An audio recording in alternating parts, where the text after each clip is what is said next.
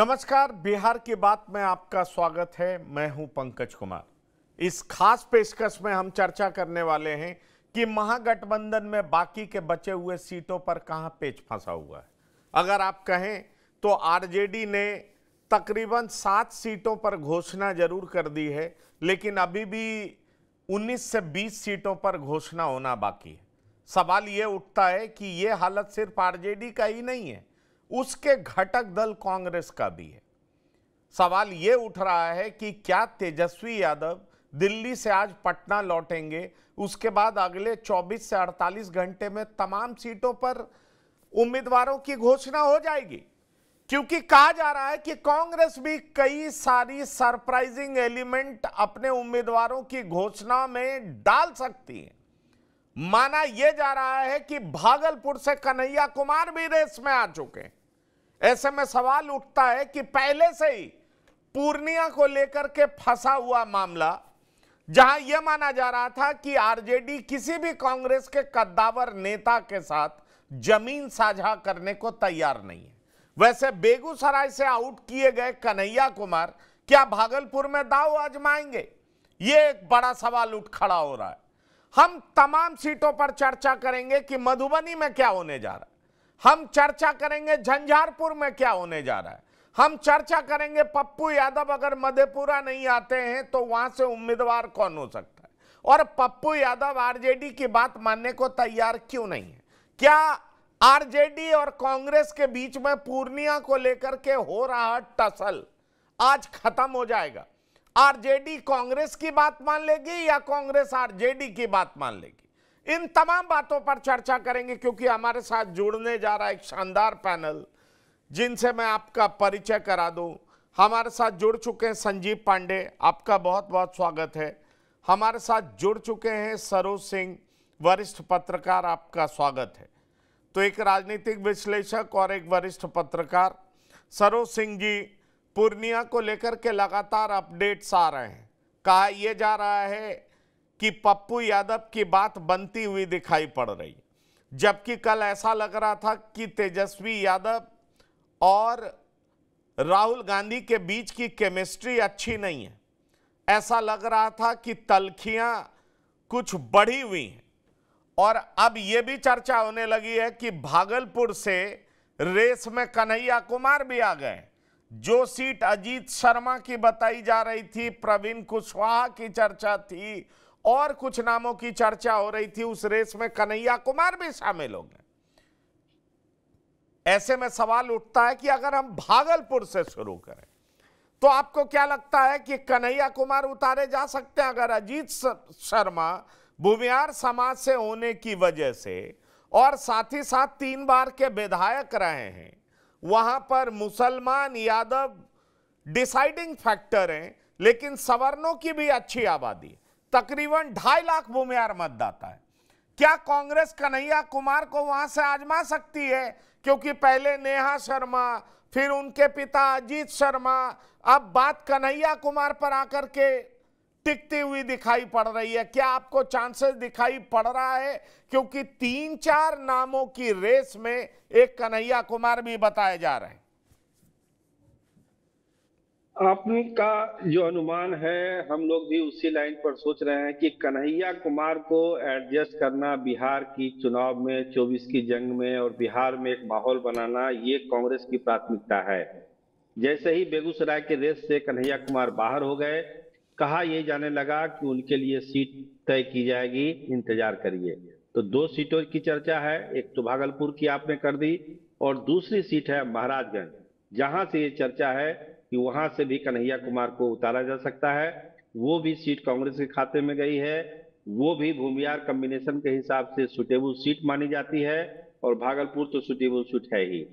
अब देखना ये बड़ा दिलचस्प होगा कि क्या कन्हैया कुमार के लिए भागलपुर और महाराजगंज क्या सही मायनों में लालू प्रसाद और तेजस्वी यादव के ना कहने के बावजूद भी कन्हैया कुमार की बिहार की राजनीति में एंट्री कांग्रेस करा पाती है, प्रियंका गांधी करा पाती है, राहुल गांधी करा पाते हैं? ये बहुत बड़ा सवाल है, क्योंकि सीटें तो कांग्रेस के पास है। अगर कांग्रेस चाहे तो आराम से भागलपुर भी दे सकती है, महाराजगंज भी दे सकती है, दोनों सीटों में जीत की संभावना को बढ़ा भी सकती है कन्हैया कुमार के मार्फत से। लेकिन जो सबसे बड़ा सवाल है, क्या वो लालू प्रसाद और तेजस्वी यादव की नाराजगी झेलने के लिए तैयार है? देखिए, of the record, on the record, अब कांग्रेस के तमाम नेताओं से पूछेंगे या दूसरे जो यहाँ बिहार के सियासत को समझते हैं, वो आपको पंकज भाई यही कहेंगे कि बिहार में कांग्रेस को लालू प्रसाद ही चलाते हैं। यहाँ दो पार्टी चलाते हैं लालू प्रसाद, एक आरजेडी को चलाते हैं और दूसरा कांग्रेस को चलाते हैं। और ये सच्चाई भी है। कांग्रेस में टिकटों का बंटवारा हो, कांग्रेस का अध्यक्ष चुना हो, कांग्रेस से यहाँ की राज्यसभा कौन जाएगा, वो भी लालू प्रसाद तय करते हैं, जिसका खुलासा उन्होंने सदाकत आश्रम में ही कर दिया अखिलेश सिंह को लेके, कि मैंने मैडम को फोन किया कि अखिलेश बाबू को राज्यसभा का मेंबर बना दीजिए, और राज्यसभा के मेंबर हो गए।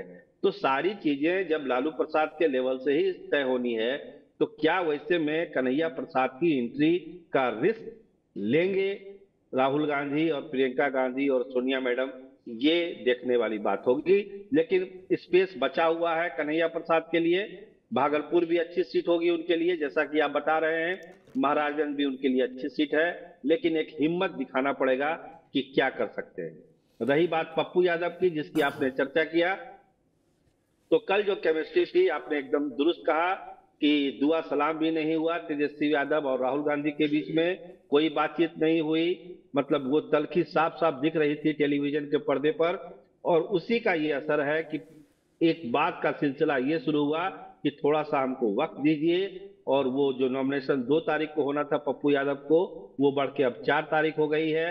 देखिए क्या हो पाता है, क्योंकि पप्पू यादव का जो वहां पर मोमेंटम बन रहा है धीरे धीरे, उनको लोग एक सिंपैथी की नजर से देख रहे हैं कि भाई इस आदमी ने तो अपने पार्टी तक को कुर्बान कर दिया कांग्रेस के लिए, तब कांग्रेस अपना बड़ा दिल क्यों नहीं दिखा रही है, हिम्मत क्यों नहीं दिखा रही है कि वो दबाव डाले तेजस्वी यादव पर, लालू प्रसाद पर, कि आप वो सीट क्लियर कीजिए। लेकिन जो जमीन की हकीकत है वो यही बताती है कि वहां पर आरजेडी पीछे जाएगी, इसकी संभावना मुझे तो कम दिखती है कि वो पीछे जाएगी। आरजेडी पीछे नहीं जाएगी, लेकिन बड़ा सवाल यह उठता है कि क्या कन्हैया कुमार को लेकर के कांग्रेस हिम्मत दिखाएगी? संजीव पांडे जी, अब अगर कांग्रेस हिम्मत नहीं दिखाती है तो बिहार और उत्तर प्रदेश में अपने खोए हुए जनाधार को वापस पाने का ये एक तरीके से अंतिम मौका है। अगर इस बार भी एनडीए बाजी मार ले जाती है तो निश्चित तौर पर कांग्रेस के वजूद को लेकर के बहुत बड़ा सवाल उठेगा। और सवाल यह भी उठेगा कि जब तक आप उत्तर प्रदेश और बिहार में अपनी पार्टी को जिंदा नहीं कर पाएंगे, तब तक भूल जाइए कि आप दिल्ली की सत्ता में वापस लौट सकते हैं। ऐसे में बड़ा सवाल उठता है कि पप्पू यादव और कन्हैया कुमार के लिए अगर कांग्रेस स्टैंड नहीं लेती है तो क्या माना जाए कि कांग्रेस अब आरजेडी के हाथों में वाकई कठपुतली हो चुकी है? क्योंकि अभी सरोज सिंह ने भी कहा और हम सब ने सुना था कि किस तरीके से लालू प्रसाद जब चीफ गेस्ट के तौर पर बुलाए गए थे और उन्होंने साफ कहा कि मेरे पास अखिलेश जी आए थे, मैंने मैडम को फोन लगाया और इनको राज्यसभा भेज दिया। अब सवाल यह है, राज्यसभा कौन जाएगा कांग्रेस की तरफ से, सीटें किसको मिलेगी, ये अगर आरजेडी ही तय करेगा तो क्या कांग्रेस का कोई वजूद रह गया है? इस पर निश्चित तौर पर बहुत बड़ा सा प्रश्न चिन्ह लगता है बिहार और उत्तर प्रदेश में। देखिए, कांग्रेस किसी भी कीमत पे अगर कोई ये है कि कांग्रेस झुकेगी, देखिए कांग्रेस झुकने के लिए मजबूर नहीं है और कांग्रेस झुक भी नहीं रही है। लेकिन कांग्रेस एक ब्रॉडर इंटरेस्ट में, इंडिया गठबंधन के बड़े हित को देखते हुए कांग्रेस एन चुनाव से पहले कोई कन्फ्रंटेशन नहीं चाह रही है। यही कारण है कि उत्तर प्रदेश में भी उन्होंने कंप्रोमाइज किया और यही स्थिति महाराष्ट्र में भी है। 3 सीटों पे एक तरफा उद्धव ठाकरे ने घोषणा करी है और लगभग यही स्थिति बिहार में भी थोड़ी सी बनी और उसमें 2-3 सीटों पे पेच फंसा। तो देखिए, कांग्रेस की कुछ विगत में गलतियां रही हैं। अब कांग्रेस की सबसे बड़ी गलती थी कि जो आरजेडी से आयातित जो व्यक्ति थे उनको प्रदेश का अध्यक्ष दे दिया, उनकी कमान दे दी। उनका लालू प्रेम जग जाहिर है, उनका कांग्रेस प्रेम जो है कितना है ये तो आप आज भी शक के दायरे में है और अब राहुल गांधी भी उनको शक के दायरे में ले रखे हैं। लेकिन आरजेडी प्रेम उनका जग जाहिर है अखिलेश प्रसाद सिंह का। और कन्हैया के मामले में एक बड़ा पेच ये है कि कन्हैया का विरोध लालू तो कर ही रहे हैं, कन्हैया का विरोध अखिलेश भी कर रहे हैं जो प्रदेश अध्यक्ष हैं, क्योंकि उनकी चिंता कन्हैया या कांग्रेस पार्टी की नहीं है, उनकी चिंता है कि उनके पुत्र को टिकट कैसे मिल जाए। और सवाल यह है कि अगर कांग्रेस खाते से एक भूमिहार को दिया जाएगा, एक ही भूमिहार को दिया जाएगा, 9 सीट है तो उसमें कन्हैया एक इंपॉर्टेंट कैंडिडेट है। महाराजगंज सीट पे अखिलेश सिंह की भी करते नजर है अपने बेटे के लिए। तो ये एक बड़ी समस्या कांग्रेस के सामने इंटरनल भी है, सिर्फ लालू यादव की समस्या नहीं है। अब देखिए, कांग्रेस हाईकमान को ये पता है कि अगर लालू प्रसाद यादव की 2 बेटियां चुनाव लड़ सकती हैं, मीसा भारती लड़ेंगी, रोहिणी आचार्य लड़ेंगी, उनपे कांग्रेस को कोई आपत्ति अगर नहीं है कि आप एक ही परिवार के इतने इतने लोग राजनीति में हैं और सारे लड़ रहे हैं, तो फिर उस पे लालू यादव का क्या एक स्टैंड बनता है कि कांग्रेस के इंटरनल पॉलिटिक्स में उनको इंटरफेयर करने का क्या हक बनता है कि कांग्रेस किसको टिकट दे किसको न दे। और निश्चित रूप से जहां तक मेरी जानकारी है, कुछ एक एक्टिविस्ट उतारने की तैयारी कांग्रेस कर रही है, जिसमें सासाराम सीट पे भी तैयारी है कि एक एक्टिविस्ट को उतारा जाए, दलित एक्टिविस्ट को उतारा जाए। उसी ढंग से कन्हैया कुमार एक एक्टिविस्ट तो है ही। अब पहले तो था कि दिल्ली पे कहीं से लड़ाया जाएंगे, लेकिन दिल्ली में सीट पे हमको लगता है नेहा सिंह राठौर भी एक कंसिडरेशन में है। तो बिहार में चूंकि कन्हैया कुमार को उतारने का एक बड़ा मैसेज जाएगा, पूरे बिहार में कम्युनिटी में भी मैसेज जाएगा, भूमिहारों में भी मैसेज जाएगा। जो राष्ट्रवादी जाति है, इतनी बड़ी भारतीय जनता पार्टी के कंधे से कंधा मिला के लड़ रही है, लेकिन हिस्से में सिर्फ 1 या 2 सीट आ रही है। कहाँ कैलाशपति मिश्रा भाजपा को चलाते थे और भाजपा में कई नेता पैदा किए, वहां भूमिहार लोग जो है अब वहां पे भारतीय जनता पार्टी कार्यालय के सामने दरबारी कर रहे होते हैं। तो कांग्रेस को ये मौका मिलेगा कि कन्हैया कुमार को ला के वहां पे खड़ा करे, भूमिहारों में एक मैसेज दे। प्रदेश अध्यक्ष कांग्रेस के हैं ही, वो भूमिहार जाति से ही हैं। उत्तर प्रदेश के कांग्रेस अध्यक्ष भी भूमिहार जाति से है और झारखंड के भी कांग्रेस अध्यक्ष भूमिहार जाति से है। तो कांग्रेस ने भूमिहारों को ज्यादा सम्मान दिया है। तो अगर कन्हैया कुमार वैसे में अगर कैंडिडेट बनते हैं तो मैं समझता हूं कि एक जाति विशेष में मैसेज भी कांग्रेस देने की कोशिश करेगी। कन्हैया कुमार एक्टिविस्ट भी हैं। तो मेरा यह मानना है कि अगर कांग्रेस इस फैसला लेती है तो लालू यादव अभी इस स्थिति में नहीं है को ऑब्जेक्ट करेंगे। अब यह है कि कांग्रेस हाईकमान बस ये नहीं चाहती कि इन चुनाव से पहले कांग्रेस जो है ये मैसेज दे कि कोई भी राष्ट्रीय स्तर पे जब ईडी का हमला हो रहा है, इनकम टैक्स का हमला हो रहा है, तो एक मैसेज आए कि विपक्ष 1-1, 2-2 सीटों के लिए लड़ रहा है। कांग्रेस के अंदर एक डालिमा है, लेकिन मुझे लगता है कि अगर उन्होंने ये विचार किया है तो सासाराम, समस्तीपुर से जो तमिलनाडु कैडर के एक डीजीपी हैं, शायद उनका भी फैसला लगभग तय ही है जैसा कि बताया जा रहा है। और अब आपने आज कन्हैया कुमार की चर्चा करी, मेरी जानकारी में नहीं थी। और एक सासाराम से भी एक दलित एक्टिविस्ट का कहीं से को उतारने की बातचीत चल रही है। नहीं, पर मेरा सवाल यह है डॉक्टर संजय कि अगर आप दूसरे चरण की बात करें तो दूसरे चरण में 5 सीटों पर चुनाव होना है, किशनगंज, कटिहार, भागलपुर, पूर्णिया और बांका। किशनगंज, कटिहार और भागलपुर ये 3 सीटें तो कांग्रेस को दी जा चुकी हैं। चलिए भागलपुर, माफ करिएगा, पूर्णिया और बांका को लेकर के, बांका भी आरजेडी को जा चुका है, उस पर भी कोई लड़ाई नहीं है। पूर्णिया को लेकर के पेच फंसा हुआ है, लेकिन कौन उम्मीदवार लड़ेगा इसकी घोषणा अभी तक नहीं हो रही है। 4 अप्रैल से नामांकन की तिथि शुरू हो जाएगी, आप ये जान लीजिए। अब सवाल ये उठता है कि 4 अप्रैल 2 दिन बचे हैं, अब 4 अप्रैल शुरू नहीं होगी, नामांकन की अंतिम तारीख है। ऐसे में सवाल उठता है कि कौन लड़ेगा। उम्मीदवारों की घोषणा नहीं है, तेजस्वी दिल्ली से लौटेंगे, पप्पू यादव पे पेच फंसा हुआ है और कांग्रेस भी अपने उम्मीदवारों की घोषणा नहीं कर पा रही है। जैसे कई जगह पर आरजेडी ने तो घोषणा कर दी है ना, तो कांग्रेस को क्या दिक्कत आ रही? कांग्रेस क्यों नहीं भागलपुर से उम्मीदवार घोषित कर रही है? कांग्रेस क्यों नहीं किशनगंज से उम्मीदवार घोषित कर रही है?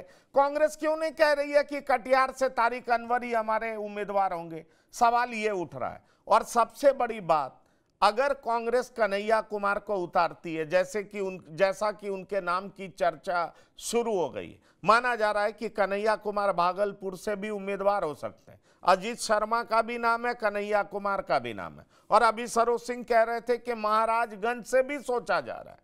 ऐसे में आपको लगता है कि आरजेडी रजिस्ट नहीं करेगी, प्रोटेस्ट नहीं करेगी? जिस तरीके से आरजेडी पप्पू यादव कन्हैया कुमार सरीखे नेताओं को, जिनका कुछ जनाधार है, एक लोकप्रियता है, अगर जम गए तो आरजेडी के लिए मुश्किलें खड़ी कर सकते हैं, उनके सुपुत्र के लिए दिक्कत पैदा कर सकते हैं। आरजेडी ऐसा कोई दिक्कत, कोई रोड़ा अपने रास्ते में नहीं चाहती है। ऐसे में लगता है कि कांग्रेस वैसा कोई काम करेगी जिससे आरजेडी को नाराजगी हो। देखिए, कहीं ना कहीं कांग्रेस को तो निर्णय लेना पड़ेगा। अब वो आरजेडी नाराज होती है कि खुश होती है, मैं नहीं जानता हूं, लेकिन हाँ, अभी तक तो पूर्णिया में पप्पू यादव अड़े हैं और खड़े हैं। बीमा भारती अभी कुछ देर पहले आरजेडी के दफ्तर में पहुंची है, और वहां भी जब उनसे प्रेस के लोगों ने पूछा तो वो कही कि पप्पू यादव जी को हमें समर्थन करनी चाहिए। और पप्पू यादव का अभी कुछ देर पहले तक का बयान है कि मैं पूर्णिया से लड़ूंगा और कांग्रेस के टिकट पर लड़ूंगा। तो क्या फ्रेंडली फाइट होगा या समीकरण बिगड़ भी सकता है? एक सवाल तो है, क्योंकि पूर्णिया को अब इसको अपने ईगो से कह लीजिए, अपने सम्मान से कह लीजिए, अपनी प्रतिष्ठा से कह लीजिए, पप्पू यादव ने जोड़ रखा है। अगर वो पूर्णिया से जरा भी इधर उधर होते हैं तो उसको लेकर के मैं समझता हूं कि पप्पू यादव की किरकिरी हो जाएगी कि कभी मरने मिटने लड़ने की बात करने वाले पप्पू यादव फिर अपना बयान बदल लिए और फिर क्षेत्र भी बदल लिए। और एक बात पिछली बार भी मैं कहा था कि मधेपुरा का वो समीकरण अब नहीं रह गया है जो समीकरण, आखिर पप्पू यादव क्यों लड़ना चाहते हैं पूर्णिया से? उसके कुछ विधानसभा सुपौल में चले गए हैं, और सुपौल का जो एक गठबंधन है, जो भूगोल है और वहां का जो सामाजिक समीकरण है, उसमें ईबीसी वोटर बहुत अधिक संख्या में है, जो इनको सेफ नहीं लगता है कि हम वहां जाके बहुत बेहतर नहीं कर पाएंगे। तो पप्पू यादव तो पूर्णिया से लड़ेंगे, कांग्रेस के टिकट से लड़ेंगे या निर्दलीय लड़ेंगे, ये तो कांग्रेस तय करेगी। रह गई बात भागलपुर से और महाराजगंज से, ये दो सीटें हैं जहां पर जो भूमिहार के जो बड़े नेता हैं उनकी नजर है। अजीत शर्मा की भी नजर है, कभी उनकी बेटी नेहा शर्मा का नाम आता है, कभी अजीत शर्मा का नाम आता है। एक नया नाम कन्हैया कुमार का आ रहा है। कन्हैया कुमार का इसलिए कि कांग्रेस ने जुबेद चेहरा को अपने वर्किंग कमेटी में जगह दी। जयराम रमेश कहते हैं कि राहुल के बाद अगर इस देश में कांग्रेस में किसी को सुना जाता है तो कन्हैया कुमार को सुना जाता है। तो इनके पोस्टर बॉय बने लालू प्रसाद कहते हैं कि बिहार से बाहर इनको सुनवाइए, बिहार में लोग हम ही को सुनेंगे। सवाल ये भी है ना, लालू प्रसाद कह रहे हैं डॉक्टर संजय कि इनको जितना भी बोलना है बिहार से बाहर बोले, दक्षिण में बोले, पश्चिम में बोले, लेकिन बिहार में आके नहीं बोले। और बिहार में आके बोलेंगे तो हम स्टेज तक शेयर नहीं करेंगे इनके साथ। अब देखिए कितनी चालाकी से डी राजा से पहले ही बुलवा दिया कि बेगूसराय से कौन उम्मीदवार होगा, वहां पहले ही क्लियर कर दिया कि बेगूसराय से ये उम्मीदवार होगा। उनको लगा पूर्णिया में मामला फंस सकता है, पप्पू के साथ कांग्रेस की ये बात हुई है, बीमा भारती से फोटो रिलीज करवा दिया कि देखो हमको आरजेडी का सिंबल मिल चुका है। सवाल ये उठता है कि जो लालू यादव जैसा चाहते हैं वैसा कर लेते हैं, वैसे में राहुल गांधी के बाद सबसे लोकप्रिय नेता कहे जाने वाले कन्हैया कुमार के लिए बिहार में जमीन नहीं दे पा रही है कांग्रेस। 9 सीटें मिल रही है, फिर भी बुलंदी से कह नहीं पा रही है कि ये 9 सीटें मेरी है, मैं जहां से चाहूं इनको लड़वाऊं। आपको क्या दिक्कत? नहीं, बिल्कुल आप सही कह रहे हैं। मैं तो एक इंटरव्यू में पप्पू यादव के साथ था और पप्पू यादव ने साफ कहा कि सोनिया गांधी, प्रियंका गांधी और राहुल गांधी, ये 3 लोगों से बड़ा भी कोई कांग्रेस में है क्या? इन 3 लोगों के कहने पर ही मैं पूर्णिया गया था और प्रणाम पूर्णिया की यात्रा मैंने शुरू की थी। तो ये कांग्रेस सोच ले। दूसरी बात, भाई लालू प्रसाद जी मंच से बोलते हैं और पूरा बिहार सुनता है, तो तारापुर और कुशेश्वर स्थान के भाई इलेक्शन में लालू प्रसाद जी को तो मंच पर पहुंचाया गया था, क्यों नहीं सुन लिया था वहां के मतदाता? देखिए, राजनीति में ऐसा नहीं होता है कि मंच से बोलने वाले को इनको सुनते हैं, उनको बाहर सुनते हैं। लेकिन एक सवाल आपके बड़े मौजूद सवाल है कि कांग्रेस ये भी साहस नहीं दिखा रही है कि 9 सीटें जो हमारे हिस्से में आई है, वो 9 सीटों पर उम्मीदवार कौन होगा इसके लिए भी इनको लालू प्रसाद से अनुमति लेनी पड़ेगी और लालू प्रसाद की अनुमति के बाद ही तय करेंगे। मुझे तो यहां तक जानकारी है कि अरुण कुमार भी वहां पहुंचे हुए हैं कि भाई महाराजगंज से अगर हमको टिकट मिल जाए तो हम भी लड़ लेंगे चुनाव। तो इस तरह के कब कौन राजनीति में कब कहां कौन कहां पहुंच जाएंगे, अब पहले से ही इनके कई उम्मीदवार टहल रहे हैं, घूम रहे हैं। अजीत शर्मा की दावेदारी अलग है, कन्हैया कुमार की दावेदारी अलग है। तो आखिर कांग्रेस, ये साहस पप्पू यादव और कन्हैया कुमार दो बड़े इंपॉर्टेंट चेहरे हैं जिनको कांग्रेस पर भरोसा था और कांग्रेस को इन पर भरोसा है। बिल्कुल आपने सही कहा। 2 दिन पहले हमने शत्रुघ्न बाबू की बात की थी कि अगर सीपीआई की ही बात की जाए तो शत्रुघ्न बाबू से बड़ा चेहरा कौन बेगूसराय का रहा है भाई? लेनिनग्राड कहा जाता है। और शत्रुघ्न बाबू गायब हो गए और अवधेश राय जो वहां के जिला के अध्यक्ष हैं, डी राजा से अनाउंस करवा देते हैं, बोल दीजिए अवधेश राय वहां से चुनाव लड़ेंगे। तो जब कांग्रेस को डिक्टेट लालू प्रसाद कर रहे हैं, लेफ्ट को डिक्टेट लालू प्रसाद कर रहे हैं और कांग्रेस बिल्कुल बोलने की स्थिति में नहीं है, तो कन्हैया कुमार और पप्पू यादव का क्या भविष्य होगा, सोचने वाली बात। अब रह गई बात कि आपने पूछा कि किशनगंज और कटिहार भी क्या लालू प्रसाद से ही पूछ करके तय करेगी उम्मीदवार कांग्रेस? अगर उम्मीदवार की घोषणा नहीं हो पा रही है, तारिक अनवर और मोहम्मद जावेद के बारे में नहीं कहा जा रहा है, मतलब है कि लालू प्रसाद जी की सहमति अभी नहीं मिली है। तो ये तो अपने आप में एक बड़ा ही लगता है, जिसको कहते हैं ना, हम लोग भले सार्केस्टिक अंदाज में बात कर लें, पार्टी कांग्रेस उनके हिस्से की सीटें और उसके बाद उम्मीदवार भी तय करना होगा तो लालू प्रसाद जी से पूछ के करना होगा। वैसी स्थिति में हम लोगों के लिए अब कन्हैया कुमार और पप्पू यादव पर बात करना क्या लगता है? उचित तो नहीं लगता है कि भाई अब वही तय कर देंगे कि पूर्णिया में बीमा भारती लड़ जाएगी और भागलपुर से कौन लड़ेंगे, कन्हैया लड़ेंगे कि अजीत शर्मा लड़ेंगे कि कोई और लड़ेंगे, ये तो वो तय करेंगे। तो यहां पर तो पेच फंसा ही हुआ है ना, इससे कौन इनकार कर सकता है? नहीं, पेच फंसा हुआ है, लेकिन सरोज सिंह मैं आपसे यह समझना चाहूंगा कि पेच जिस तरीके से फंसा हुआ है और उसका रिपरकशन हम देख भी रहे हैं, कांग्रेस के कई नेता रिजाइन भी कर रहे हैं, लेकिन बड़ा सवाल यह उठता कि कांग्रेस के प्रदेश अध्यक्ष ही ऐसे हैं जो ड्राइंग रूम पॉलिटिक्स में विश्वास करते हैं। उनको नहीं ऐसा कोई नेता चाहिए जो कि प्रखर हो, तेज तर्रार हो, जो उनके नेतृत्व को चुनौती दे सकता हो। कन्हैया कुमार जीते हारे अलग बात है, पर जहां बोलते हैं वहां लाखों की भीड़ इकट्ठा होती है। उन्हें सीमांचल, कोसी, जहां कहीं भी गए हैं बहुत ज्यादा भीड़ इकट्ठा होती है। कोसी, सीमांचल, मिथिलांचल, इन सब जगहों पर पप्पू यादव जाते हैं तो बहुत भीड़ इकट्ठा होती है। ऐसे में सवाल उठता है कि कांग्रेस को अपने इन दो नेताओं को इस्टेब्लिश करने में दिक्कत क्या आ रही है? क्या आरजेडी का रेजिस्टेंस दिक्कत है? क्या कांग्रेस आरजेडी के बगैर चल नहीं सकती है? कांग्रेस में सेल्फ कॉन्फिडेंस का अभाव है? या जैसा संजीव पांडे जी कह रहे हैं कि लार्जर इंटरेस्ट में चुनाव से ठीक पहले ऐसा ना हो जाए इसलिए कांग्रेस मजबूर है?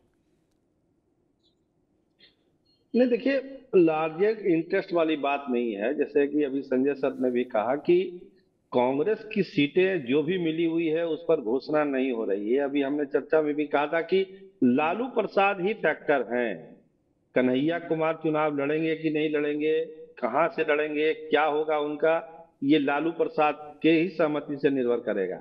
और लालू प्रसाद कभी नहीं चाहेंगे कि कन्हैया कुमार की बिहार से सियासत में एंट्री हो। अगर उनकी एंट्री होती है, एक काल्पनिक बात हम कर रहे हैं, अगर उनकी एंट्री होती है, कांग्रेस ने उनको कहीं से चुनाव लड़ाया, तो इसका मतलब है कि कांग्रेस आगे की सोच रही है कि विधानसभा चुनाव हमको फिर अब अलग अलग लड़ना है, हम लोग साथ साथ नहीं लड़ेंगे। देखिए, अखिलेश सिंह के बारे में आपने जो कहा कि एक असुरक्षा का भाव उनको, पप्पू यादव का वो विरोध कर रहे हैं कि पप्पू यादव को एंट्री नहीं मिलनी चाहिए, कन्हैया कुमार को एंट्री नहीं मिलनी चाहिए, क्योंकि उनको अपने अध्यक्ष पद पर खतरा नजर आता है। देखिए, आज एक चर्चा पटना में ये भी थी कि पप्पू यादव को ये भी कहा जा रहा है कि आप कांग्रेस की बात मानिए, आपको हम अगला कांग्रेस अध्यक्ष बनाएंगे और विधानसभा का जो चुनाव होगा वो आप ही के नेतृत्व में लड़ा जाएगा, आप ही प्रदेश का सब चीज देखिएगा। एक चर्चा ये भी है, चर्चा के लेवल पर हम बात बता रहे हैं, सच्चाई क्या है वो आगे पता चलेगी। लेकिन एक चर्चा पटना में ये भी है कि पप्पू यादव को ये भरोसा भी दिलाया जा रहा है कि आप कांग्रेस की बात फिलहाल मानिए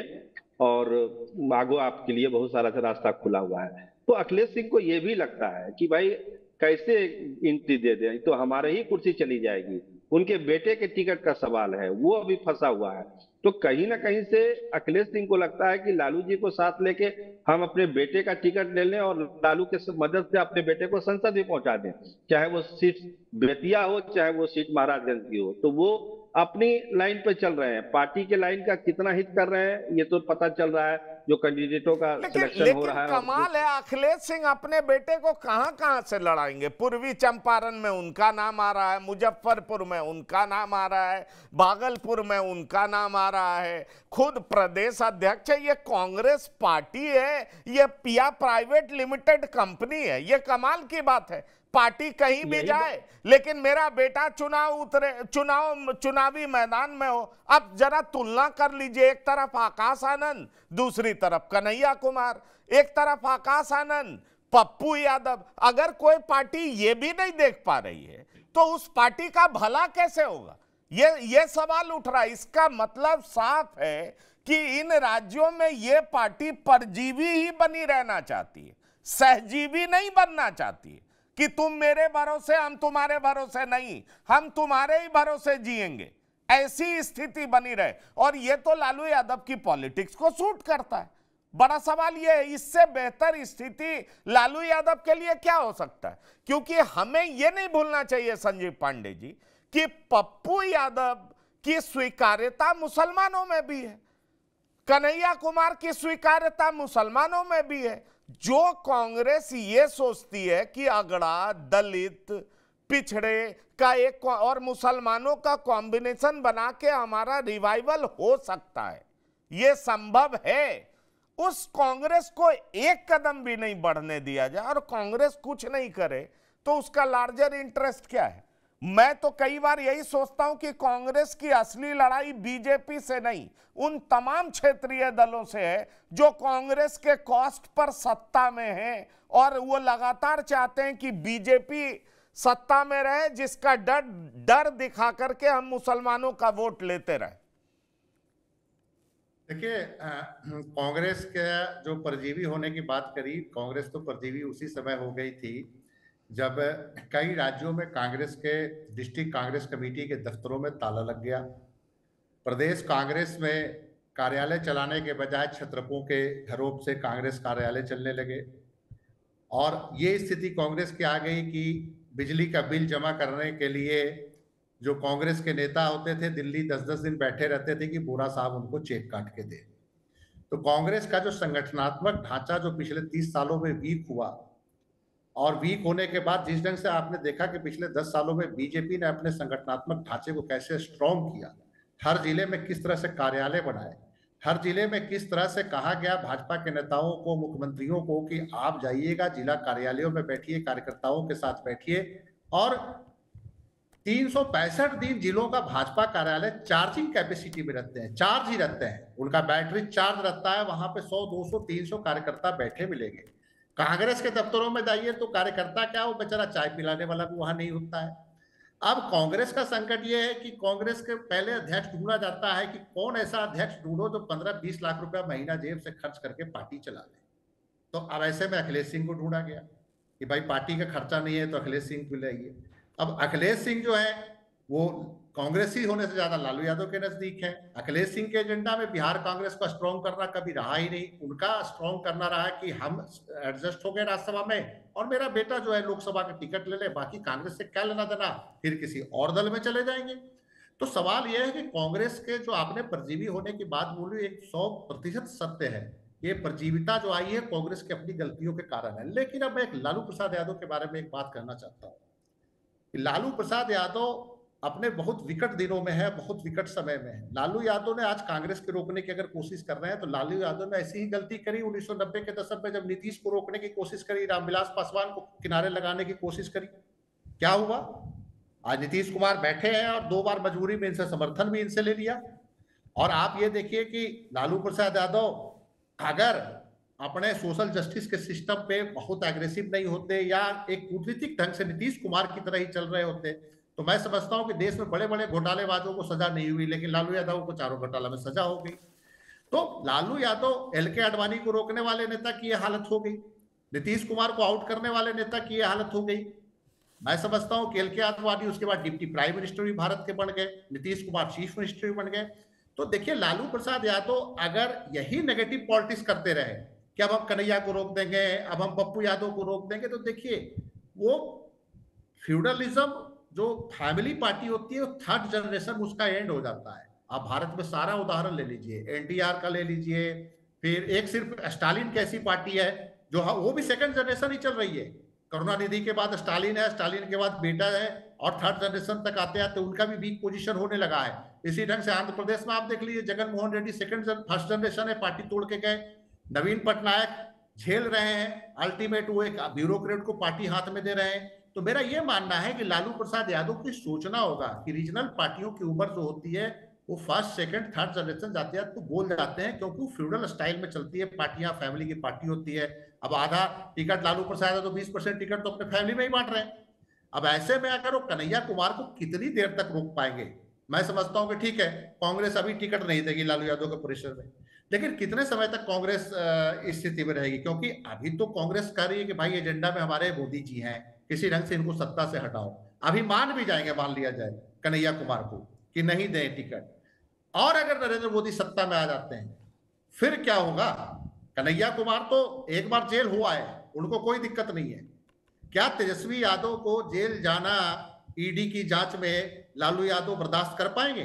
ये एक कटु सच्चाई है जिसको हर राजनेता को समझना चाहिए।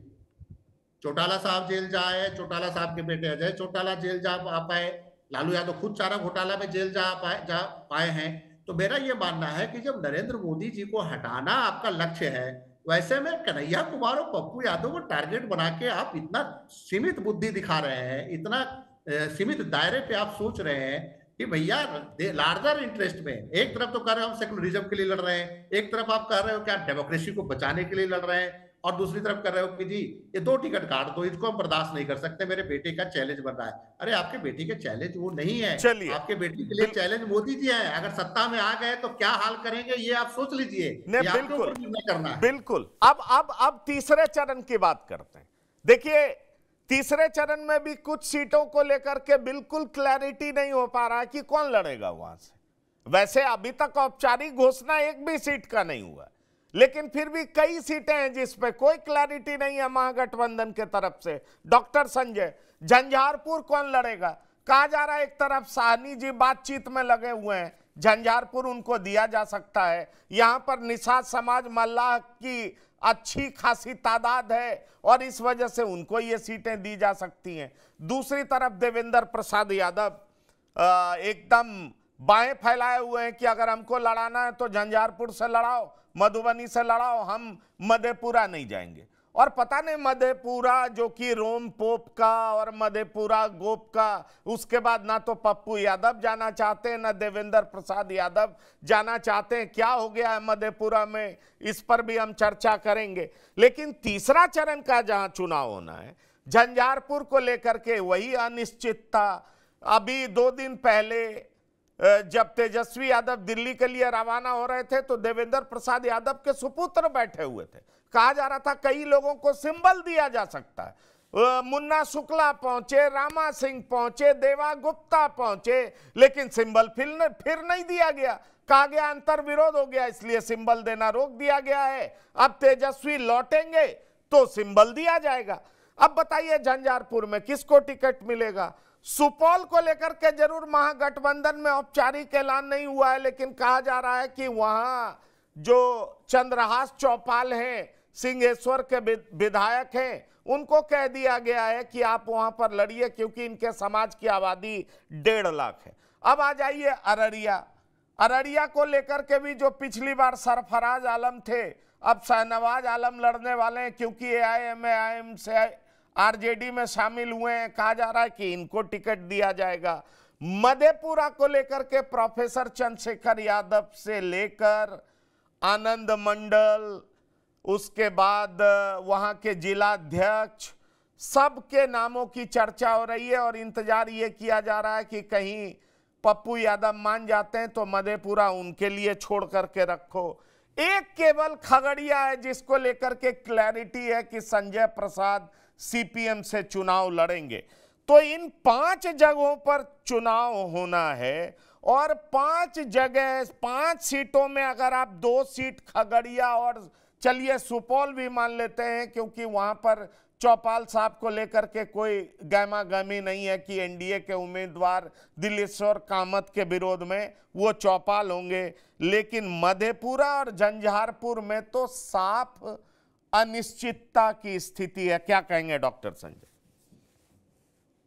देखिए, आपने तो अभी मुकेश साहनी जी का नाम बताया, वो 2 सीट की बात अभी भी वो कर रहे हैं और अभी भी जो उनका जो कक्ष, जो कार्यालय पटना में बनाए हुए हैं, वो भी एक जो फिल्म की जो स्टूडियो बनती है ना, उसी स्टाइल में बना हुआ है और वहां 2 कुर्सी वो रखते हैं। एक कुर्सी पर खुद बैठते हैं और एक कुर्सी खाली रखते हैं। अब वो एनडीए तो वाले लोग तो बैठने वाले हैं नहीं, तो महागठबंधन के ही कोई नेता वो बगल वाली कुर्सी पर बैठेंगे, लेकिन महागठबंधन कोई भाव इनको दे नहीं रहा है। ये पूरा गिना दिए कि निषाद का वोट कहाँ कितना कितना है, कैसे प्रभावित होगा, नहीं होगा।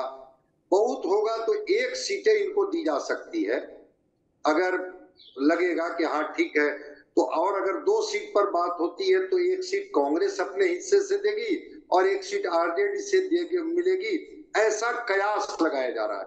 अगर साहनी को एकोमोडेट किया जाएगा तो देवेंद्र प्रसाद यादव उम्र के जिस पड़ाव पर चले गए हैं, अपने बेटे के लिए वो ज्यादा इंटरेस्टेड है कि हम अपने बेटे को चुनाव लड़ाना चाहते हैं, जो यहाँ खबरें हैं। लेकिन अब वह भी फाइनल नहीं किया जा रहा है कि उनके बेटे को दिया जाएगा कि नहीं दिया जाएगा, किसी और को दिया जाएगा।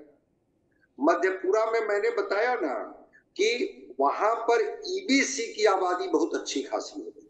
ठीक है, रोम और गोप और पोप वाली बात चलती थी, लेकिन कुछ विधानसभा उसके सुपौल में चले गए। नहीं, पर मेरे पास जो डेटा है डॉक्टर संजय, 3.5 लाख यादव हैं, 2 लाख मुस्लिम हैं, 1.5 लाख ब्राह्मण हैं, 1.25 लाख राजपूत हैं, 2.25 लाख दलित हैं और कोयरी कुर्मी 1.5 लाख हैं। तो निश्चित तौर पर अगर ब्राह्मण, राजपूत, दलित और कोयरी कुर्मी एनडीए के पक्ष में मतदान करते हैं, ये लोग सब एक साथ हो जाते हैं, तो निश्चित तौर पर आरजेडी के लिए मुश्किल होगा, क्योंकि माई समीकरण इफेक्टिव नहीं दिखता है। और खास तौर पर 2019 में तो पप्पू यादव 1 लाख वोट भी नहीं पा सके थे, कहा जा रहा है, इसलिए पप्पू यादव मधेपुरा के लिए तैयार नहीं। वो सेफ सीट नहीं मान रहे हैं मधेपुरा। उनको लगता है कि जैसे ही यहाँ पर यादवों की गोलबंदी होगी, एक अलग पोलराइजेशन हो जाएगा। और जिसकी हम लोग बात करते हैं इलेक्टोरल अर्थमेटिक की, उस अर्थमेटिक में एनडीए मजबूत वहां हो जाती। तो यादव कैंडिडेट तो होते हैं, लेकिन जैसे ही इधर पोलराइजेशन होता है, एक मजबूत स्थिति एनडीए के साथ खड़ी हो जाती है और उस स्थिति में वो महागठबंधन के लिए सेफ सीट नहीं रह जाता है। फिर भी प्रोफेसर चंद्रशेखर और ये जो आपने कहा, क्योंकि पहले तो एनडीए से चर्चा थी कि निखिल मंडल लड़ेंगे, जब निखिल मंडल नहीं है तो इधर से आनंद मंडल की बात चल रही है कि अगर आनंद मंडल को महागठबंधन लड़ा दे, वो भी जो बीपी मंडल के पोते हैं, तो क्या बुरा है। तो ये दोनों पर बात चल रही है। लेकिन पप्पू यादव के बारे में मैं बता रहा हूं कि अभी भी वो कह रहे हैं कि कोई मैं डगरा का बैगन हूं कि जहां चाहेंगे वहां ठेल देंगे। और बीमा भारती कर रही है कि भाई ये तो गठबंधन धर्म का पालन नहीं हो रहा है कि हमें सिंबल दे दिया गया, हमें टिकट दे दिया गया, पप्पू यादव ताल ठोक रहे हैं कि हम तो पूर्णिया छोड़ेंगे नहीं। ये कैसा गठबंधन है? बिल्कुल बिल्कुल बिल्कुल। अब अगर हम चौथे चरण की बात करें सरोज जी, तो चौथे चरण में दरभंगा, उजियारपुर, समस्तीपुर, बेगूसराय, मुंगेर। चौथा चरण में महागठबंधन को लेकर के औपचारिक ऐलान बेगूसराय को लेकर हो गया, मुंगेर हो गया और उजियारपुर हुआ नहीं है, लेकिन वो भी तय माना जा रहा है कि आलोक मेहता ही लड़ेंगे। दरभंगा भी ललित यादव ही लड़ेंगे, समस्तीपुर में कांग्रेस के जिम्मे गया है तो वहां से बीके रवि लड़ेंगे, जैसा कि संजीव पांडे जी अभी बता भी रहे थे। तो चौथे चरण को लेकर के कोई ज्यादा दिक्कत नजर नहीं आ रही है। पांचवें चरण में फिर से मामला फंसता हुआ नजर आ रहा है। सीतामढ़ी में कौन, मधुबनी में ठीक है फातमी साहब की चर्चा है, फिर मुजफ्फरपुर में कौन, सारण में ठीक है रोहिणी आचार्य हैं, हाजीपुर में कौन। हाजीपुर में मेरी जानकारी है कि दिवंगत नेता रामविलास पासवान की पुत्री लड़ सकती है इनके खिलाफ, जबकि शिवचंद्र राम का भी नाम आ रहा है, लेकिन कहा जा रहा है कि नहीं उनकी बेटी को ही उतारा जाएगा और इसको पारिवारिक लड़ाई बनाया जा सकता है। तो थोड़ा सीतामढ़ी के बारे में बताइए और मुजफ्फरपुर के बारे में बताइए कि क्या क्या महागठबंधन क्या करने जा रही है। देखिए, सीतामढ़ी शिवहर हम लोग पहले भी चर्चा किए थे कि सीतामढ़ी और शिवहर की सीट जुड़ी हुई सीटें हैं। अब किस कास्ट से क्या देना है। अब देखिए, जैसे रामा सिंह की बात हमने पिछले चर्चा में की थी कि रामा सिंह का क्या होगा, और रितु जायसवाल जो है शिवहर घूम रही है। एक चर्चा हुई कि नहीं, रितु जायसवाल शिवहर के लड़ा के हम उसको सीतामढ़ी लड़ा देंगे और रामा सिंह को हम पहुंचा देंगे शिवहर। लेकिन ये चीजें अभी फाइनल होनी है, क्योंकि देखिए वैशाली वाला मामला भी लगता है मुन्ना शुक्ला वाला कि उनके जो बयान आ गया उसके बाद राजद में एक रीथिंक हो रहा है कि क्या उनको वहां पर किया जाए या नहीं किया जाए। जिस तरह से उन्होंने बयानबाजी कर दी थी, हालांकि माफी वगैरह सब उन्होंने मांग लिया। तो एक बार एक सीट की तय हो जाती है ना, तो फिर उससे जुड़ी हुई सारी चीजें तय हो जाती है। देखिए, रितु जायसवाल को चुनाव लड़ना है, वो सीतामढ़ी से लड़े चाहे शिवहर से लड़े। शिवहर के इलाके में वो घूम रही है, तो शिवहर से ज्यादा संभावना है कि शिवहर से लड़ेगी। सीतामढ़ी में पहले भी था कि भाई करना क्या है, किसी वैश्य नेता को अगर नहीं होगा तो फिर हम लोग लाएंगे दूसरे पार्टियों से, उसको लड़ा देंगे। नाम की घोषणा अभी नहीं हो रही है, छुपा के रखा गया है। नाम सबको पता ही किसको वहां से लड़ाने की तैयारी चल रही है। तो ये सीटें अपने आप में एक से जुड़ी हुई है। जब एक सीट का फैसला होगा तो सारी सीटों का फैसला एक साथ हो जाएगा। पेज उस हिसाब से नहीं फंसा हुआ है। मुजफ्फरपुर का सीट की चर्चा हम लोग पहले की है प्रोग्राम के शुरू में, कि वहां पर बहुत सारे लगा हुआ है कि वहां पर अब किसको लड़ा दें, कि वहां पर किसी बैच को लड़ाना है या फिर किसी भूमियार को लड़ा देना है। भूमियारों में लंबी फहरिस्त है, जैसा कि आकाश सिंह जैसे अखिलेश बाबू भी कहते हैं कि भाई हमको कहीं ना कहीं से दे दो, बेतिया नहीं दे सकते हो तो महाराजगंज दे दो, महाराजगंज नहीं दे सकते हो तो फिर हमको मुजफ्फरपुर दे दो, लेकिन कहीं कहीं ना दे दो हमको। तो ये सब चीजें डिसाइड होगी तभी ये चीजें फाइनल होगी कि कहां से। पेज फंसा हुआ है, नो डाउट आपका कहना सही है, पेज फंसा हुआ है, लेकिन इसमें अभी समय लगेगा, इसमें स्पष्टता अभी आने में समय लगेगा। अभी आज के तारीख में बताना बहुत ही मुश्किल है कि कौन कहां से लड़ेगा। एक संभावना है, लोग जता रहे हैं, लेकिन रितु जायसवाल लड़ेगी सीतामढ़ी से या शिवहर से, ये तय है। रामा सिंह के बारे में है कि रामा सिंह का अगर वैशाली में चले गए तो फिर स्थिति यहाँ दूसरी हो जाएगी। शिवहर से वो है ही, सीतामढ़ी से किसी दूसरे को हम लड़ा देंगे, ये है स्थिति। लेकिन पहले चीजों को साफ होने की जरूरत है पंकज भाई। लेकिन डॉक्टर संजय, अगर हम वाल्मीकि नगर की बात करें और पश्चिमी चंपारण पूर्वी चंपारण की बात करें जो छठे फेज में, चलिए शिवहर वैशाली की बात तो हम लोग कर लिए, गोपालगंज जो है वो सुरक्षित सीट है, तो इस पर भी कौन चुनाव लड़ेगा इसको लेकर के कोई चर्चा नहीं हो रहा है। जबकि एनडीए की तरफ से ठीक है डॉक्टर आलोक सुमन जो कि सिटिंग एमपी हैं वही लड़ेंगे। सिवान को लेकर के भी एक तरीके से महागठबंधन में कहा जा रहा है कि अवध बिहारी चौधरी लड़ेंगे, हिना साहब जो है वो इंडिपेंडेंट लड़ सकती हैं। लेकिन वाल्मीकि नगर, पश्चिमी चंपारण, पूर्वी चंपारण को लेकर के अभी भी रहस्य बना हुआ है। कहा जा रहा है कभी देवा गुप्ता का नाम आता है, कभी राजेश कुशवाहा का नाम आता है, कभी किसी और का नाम आता है, तो जरा इसके बारे में बताइए। देखिए, बेतिया में केदार पांडे के पुते हैं शाश्वत केदार, उनकी चर्चा चल रही है कि शाश्वत केदार को हो सकता है कि वहां से चुनाव लड़ाया जाए, जो चूंकि बेतिया कांग्रेस के हिस्से में वो सीट गई। और पूर्वी चंपारण और वाल्मीकि नगर आरजेडी के हिस्से में गई है, तो पूर्वी चंपारण से राजू कुशवाहा जिनकी चर्चा चल रही है वो मजबूत दावेदार है। और इनकी दावेदारी बीच में तो चर्चा इस तरह से चल रही थी कि हो सकता है कि अगर और कहीं नहीं मिले तो आकाश सिंह जो अखिलेश जी के लड़के हैं उनको आरजेडी के टिकट से मोतिहारी लड़ा दिया जाए, लेकिन इस चर्चा में कोई दम नहीं था, ये गॉसिप थी। ये राजेश कुशवाहा मोतिहारी के प्रबल दावेदार हैं। और एक चीज मैं बता दूं कि चूंकि लवली आनंद के खिलाफ रामा सिंह को एक तरह से मोटा मोटी कह दिया गया है कि आप जाइए शिवहर को देखिए, और सीतामढ़ी की रहने वाली है रितु जायसवाल, तो रितु जायसवाल को कहा गया है कि थोड़ा सीतामढ़ी देखिए। हालांकि इसकी अधिकृत घोषणा नहीं हुई है, लेकिन जो चीजें कयासों में आ रही है बात, और सिवान की बात आप कर रहे थे, अवध बिहारी चौधरी लड़ने के लिए तैयार नहीं हो पा रहे सिवान से। उनको कहा जा रहा है कि आप सिवान लड़िए, लेकिन वो सिवान से लड़ने के लिए वो तैयार नहीं हो पा रहे।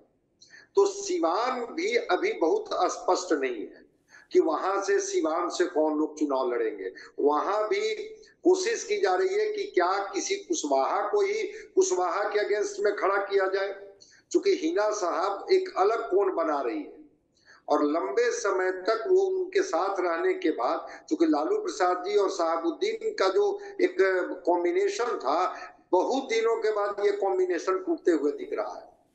तो सिवान में भी अभी तय नहीं हो पा रहा है कि कौन लड़ेंगे। वाल्मीकि नगर की जहां तक बात है, तो वाल्मीकि नगर में भी अब देखिए डिपेंड करता है कि आरजेडी जो A to Z की बात करती है, तो वाल्मीकि नगर में ब्राह्मण बहुल क्षेत्र है और वहां पर भी बात हो रही है। राजन तिवारी भी वहां मजबूत दावेदार है, हो सकता है कि आरजेडी उन पर भी वो दाव लगा दे। तो कोई ना कोई ब्राह्मण चेहरे को भी आरजेडी तलाश रही है वाल्मीकि नगर से लड़ाने के लिए। तो वाल्मीकि नगर पर भी 2-3 नाम चल रहे हैं, लेकिन वो नाम में प्रमुखता है ब्राह्मण चेहरे का। और बेतिया के बारे में तो मैं बता रहा हूं कि कांग्रेस चाहती है कि शाश्वत लड़े, लेकिन फिर वही मामला आता है।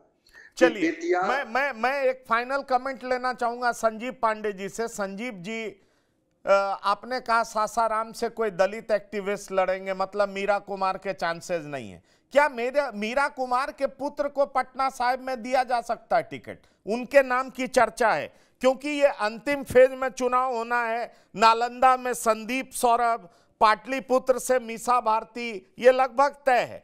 आरा से सुदामा प्रसाद, ये भी तय है। CPI-ML औपचारिक तौर पर घोषणा किया जा चुका है। बक्सर से भी तय है सुधाकर सिंह। सासाराम से आपने कहा कि कोई दलित एक्टिविस्ट आएंगे। काराकाट से भी राजा राम सिंह वो तय है। जहानाबाद से भी सुरेंद्र यादव तय है। पटना साहिब से आप देख पा रहे हैं मीरा कुमार के सुपुत्र चुनाव लड़ सकते हैं। देखिए, कल डिस्ट्रिक्ट कांग्रेस कमेटी ने सासाराम में दोबारा रिक्वेस्ट किया है कि मीरा कुमार को ही चुनाव मैदान में उतारा, और जिला कांग्रेस कमेटी लगातार मीरा कुमार के पक्ष में है। पहले मीरा कुमार ने ये कहा था कि मेरे बेटे को काराकाट से टिकट दी जाए। काराकाट सीट माले के खाते में चला गया और पटना साहिब सीट से लड़ाने का कोई मतलब नहीं बनता। मीरा कुमार जी को पता है कि वहाँ रिजल्ट क्या है। पटना साहिब सीट पे चाहे कांग्रेस का जो भी कैंडिडेट हो, आप भी जानते हैं, हम भी जानते हैं, संजय जी भी जानते हैं, सरोज जी भी जानते होंगे कि पटना साहिब का रिजल्ट क्या आएगा। तो हारने के लिए तो कोई लड़ेगा नहीं पटना साहिब। और लेटेस्ट एक सूचना ये भी आ रही है कि मीरा कुमार फिर रेस में आ सकती हैं। कुछ जो एक्टिविस्टों का नाम चल रहा है वो दिल्ली लेवल पे चल रहा है। तो अभी ये भी है कि मीरा कुमार को आप आउटराइटली रेस से बाहर नहीं कर सकते। चलिए, आपने बड़ी बात कह दी। चूंकि समय की सीमा हम लोग पार कर चुके हैं, इसलिए फिर और डिस्कस करेंगे। रोज दिन हम लोग प्रोग्राम करते हैं और आप लोग जुड़ते भी हैं। बहरहाल, पप्पू यादव और कन्हैया कुमार को लेकर के कांग्रेस क्या स्टैंड लेती है, ये 24 से 48 घंटे में क्लियर हो जाएगा। अगर कांग्रेस स्टैंड लेती है तो निश्चित तौर पर माना जाएगा कि कांग्रेस अपने दम पर मजबूत होने की फिराक में है और कांग्रेस गठबंधन धर्म निभाने के साथ साथ अपने नेताओं को भी मजबूती से जमीन प्रदान करने को लेकर के अब सिर उठाने को तैयार है। ऐसे में आगे क्या होता हुआ दिखाई पड़ता है, यह देखना दिलचस्प होगा, क्योंकि कई और नामों की चर्चा हो रही है जिसमें अरुण कुमार का भी नाम है। अब सवाल उठता है कि महाराजगंज से अरुण कुमार किस तरीके से चुनाव लड़ेंगे। ये कई ऐसी पेच है जो अगले 24 से 48 घंटे में सुलझाना पड़ेगा। अब देखना दिलचस्प होगा कि महागठबंधन इन तमाम पेचों को कैसे सुलझाती है। बिहार की बात में सरोज सिंह जी आपका, संजीव पांडे जी आपका, डॉक्टर संजय कुमार जी आपका, आप तमाम लोगों का बहुत बहुत धन्यवाद, शुक्रिया। तो बिहार की बात में इतना ही। ताजा तरीन खबरों के लिए आप लगातार देखते रहिए TV9। धन्यवाद, नमस्कार।